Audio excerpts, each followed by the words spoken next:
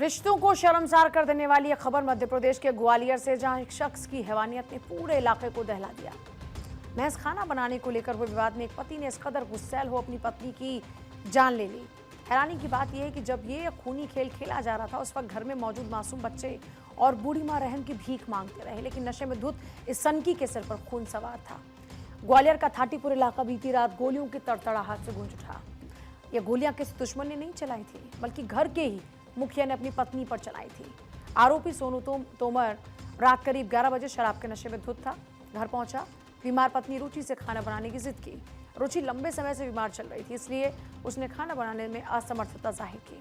बस इतनी सी बात थी, उसन की पति ने अपनी ही पत्नी पर गोलियां चलाना शुरू कर दिया। घर में मौजूद मां बच्चों ने उसे समझाने की लाख कोशिश की, उसके पैर पड़े, लेकिन सोनू के सिर पर तो हैवानियत सवार थी।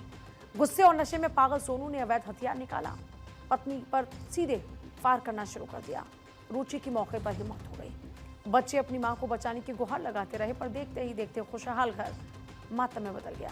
आरोपी सोनू तोमर ने कानून और इंसानियत दोनों की धज्जियां उड़ा दी।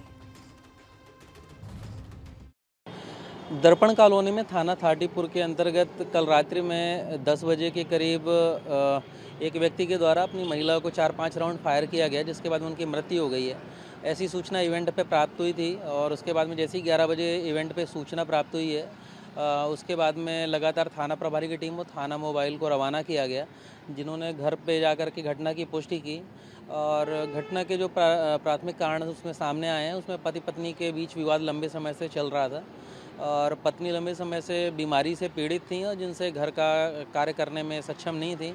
इस बात को लेकर के पति के द्वारा लगातार आपत्ति व्यक्त की जाती थी और इसी के साथ में पति लंबे समय से नशे का सेवन करते थे, तो दोनों का आपसी मनमुटाव और आपसी लड़ाइयाँ हमेशा चलती रहती थी, जिसके कारण अंततः जो है ये घटना के रूप में परिणति हुई है।